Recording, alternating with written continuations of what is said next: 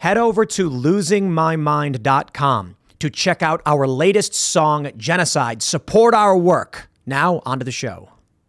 Let's jump to Twitter. Sure. We have this beautiful tweet from our good friend, Will Chamberlain. How's it going, Will? Shout out. He says, Elon Musk has fired the Curation team, the human rights team, the ethics team, transparency and accountability team. Nothing of value was lost. Based. Bravo. Yep. So this individual said, yesterday was my last day at Twitter. The entire human rights team has been cut from the company. Why is there a human rights team at Twitter? It is a tech platform for you to send words to people. Why do they have a human rights team? Well, according to what I'm seeing online, they were specifically going after people who were calling for bodily autonomy, calling for medical freedom, and for parental rights. So there you go. They were going after those specific individuals. I love this one the most. What do those words mean, though? Sorry, go ahead. The Curation team.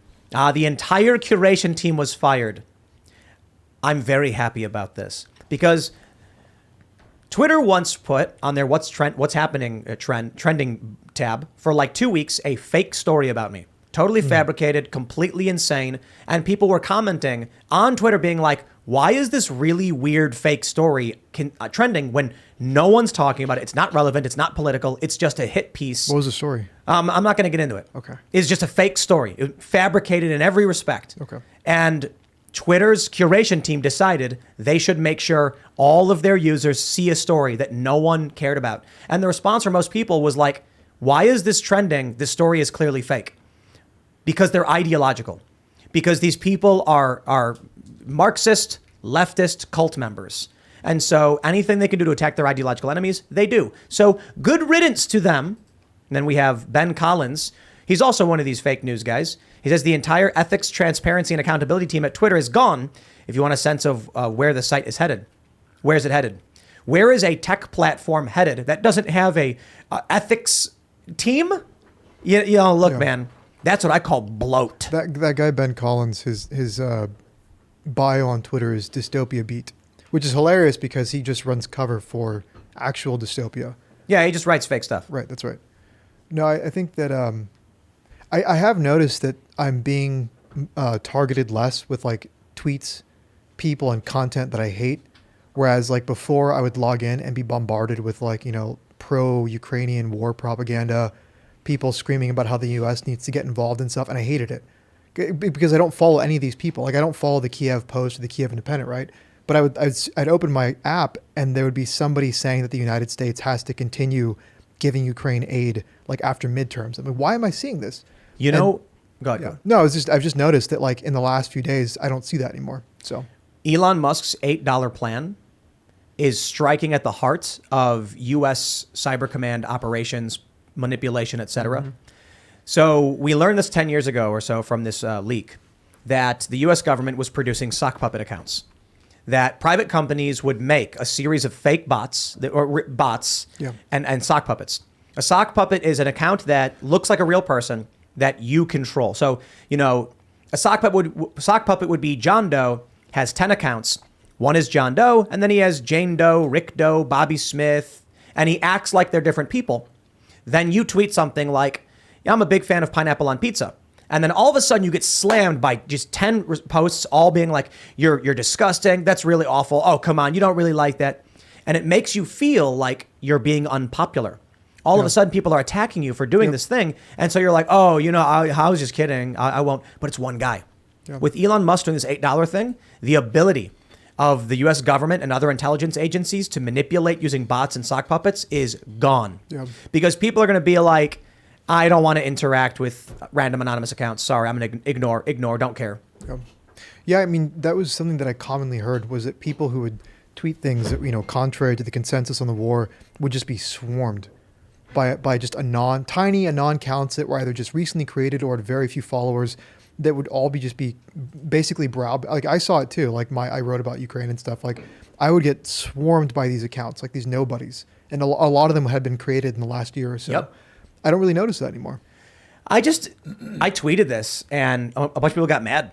I said something like, stop interacting with anonymous accounts and your experience on Twitter will become way better. And this was maybe like a year ago. And then I had a bunch of people, even like real people, be like, you're so wrong. Tim opposes anonymity, blah, blah, blah. And I was like, when did I say you shouldn't be allowed to be anonymous? I said, if you don't interact with them, your day is better. Why? Look, you're allowed to be anonymous. I don't care. I think it's good in a lot of ways. But don't expect me to waste time with 1.3 million people, if they're all using cartoon communist squirrels. Like, dude, I am not going to argue with someone I can't see. I'm not going, I hear muttering through the wall. I'm not going to start screaming at the wall. I'm going to ignore it. Someone gets on Twitter. They don't want to show their face. They don't want to use their real name. You can't expect me to engage with 1 million plus people doing that. Sorry. I see somebody who uses their name, Will Chamberlain, right? We brought him up. It's a picture of him and his family, and it's his real name. So there's a strong likelihood I'm actually talking to someone, and that could be fruitful for me. I won't be wasting my time. I don't know, man. You could have a communist squirrel account, and it's probably the same guy arguing with me from 10 different accounts. I'm not going to waste my time with that. You're allowed to be anonymous. I got no beef with that. I'm just saying, don't expect me to give you my time if you don't show me your face. I'd originally taken it to the extreme and said, if you don't make a video and speak so I can hear your voice and look in your eyes, I'm not going to respond to you because I don't believe that you're who you say you are. It's a little extreme because, I know Will Chamberlain personally, and I know that's his Twitter account. So there are cases where I'll respond to some text, and now I'm a little more lax on it now. I want to kind of involve people, but I'm not going to get stressed out by text. Go ahead. Sorry. I just want to point out real quick, with the termination of all of these teams, this means that right before the midterms, if a Hunter Biden laptop story came out, there's no weirdo to censor it. Yeah. So like the Paul Pelosi thing. Yeah. That's it. Free Yeah. speech. No, I think you're already kind of seeing this. Again, it might just be perception because, we're excited about the possibilities of Musk making Twitter less cancerous, but it does seem like things are getting through. But on the point of anons, like I follow a few anons, but the ones that I follow are like they're high follower accounts typically. That I've shown that like they're either like historians or like independent scholars. I think good anons can be really constructive and you can learn a lot from them. But yeah, I think there's a problem with these sock accounts basically. Right. Just one dude swarming. Well, it's not just sock accounts; it's psychological operations. Israel first started to talk about how they were hiring tens of thousands of individuals that would just go online and, of course, actively work on setting the perception online as Israel being more favorable than anyone else. The United States and the Pentagon, of course, have a similar program. But I agree with you. There's a fine balance because we still should have privacy. Yeah. But at the same time, we got to be careful when it comes to the psychological operations, which seems like Elon Musk is disrupting. What will be the price for that disruption? How will the deep state, the Pentagon, and all these other large government institutions that depend on this for their larger psychological operations response to this? That's another question that I think we should worry about. Oh, man, I want you to imagine what a future is going to look like. If Elon Musk has his way, if the Republicans win on Tuesday, I'm imagining mixed race families hanging out in their front porch. The dad's playing catch with his son. He smiles. Then the pizza man delivers it off. There's a milk crate from the milkman. Dude's it's just doing horrifying. push-ups. It's going to be nuts. Kids healthy. Everyone's fit. No fat people anywhere. Oh, I'm They're so all verified. Yeah. A lot of And discussion. now here's the scariest part. They go to church on Sundays. Is it bad that my fantasy is much more like vengeful of what happens? I want to hurt these people because they've been trying to hurt me and indecent Americans. Hurt's we kind want, of vague. That's a bad way to put it. We want to fix the problems, have accountability, and You justice. don't want to become what you're fighting. No, right? I mean, I think. Well, do you want to be what they are? I won't leave that one go. But no, I think the reality is in order to fix this country, like you're going to do things that are going to like the transgenderism, right? Taking on transgenderism is going to make heads explode. And you would have to necessarily shut down institutions. Like you would have to attack the accreditation of clinics, of hospitals. Yeah, but now you're helping people. Right. It is. Look. Yes, that's right. It's I know what you constructive. mean. I don't want to hurt bankers, we don't. but I'm willing to change the banking system, and Yes. people will lose their jobs. So you could argue, well, then they Yes. were hurt That's by exactly that. right. But that's That's kind exactly of right. That's what I mean. Yes. You have so many stories of detransitioners who wish they never went through with it, Yes. and their lives are irreparably harmed. So when you start coming in and following the science and actually stopping, the bad stuff, you're actually helping a lot of these people. That's right. So you take a look at what's going on in Europe, and they've already started doing away with a lot of that stuff. In the U.S., the left is a cult. They're obstinate, unwilling to look at the data. They believe what the media tells them. They believe what the government tells them, and that leads people to dangerous places. We need to stop all of that and actually just try and be, calm about things and genuinely help everyone. So the end result is, I don't know the Republicans are going to solve all the problems. I honestly think they won't. I think there's a handful of good ones that will do some good things. They're saying that Rand Paul will be the head of like the health committee or something like that. Awesome. Yeah, I don't know. I saw that on Twitter and I'm like, oh, Fauci must be sweating bullets. Hey, that sounds really good if they win. So let's get that to happen at the very least. But the end result of this is we're not seeking to hurt anybody. Nobody's getting hurt. We're getting justice and accountability. When you arrest a guy who robbed a liquor store, you're not hurting him. He may be hurt in the arrest. I get that.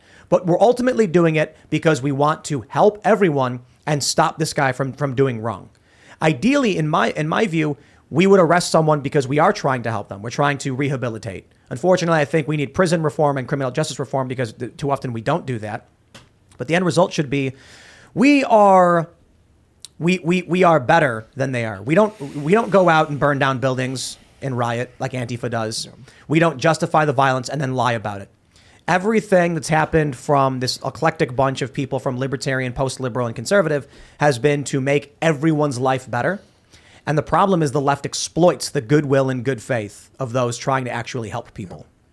Yeah, I just think that in order to really, like I said, do the things that need to be done, like we have to be willing to become a little bit more ruthless with power. I mean, perhaps like holding people accountable for things like transgenderism, for COVID. I mean, like you're talking about, like I'm not just kidding when I say we should have military tribunals for the people that thought it would be a good idea to lock people in their homes and force vaccines on them. You don't do a military tribunal for citizens. You do a normal prosecution.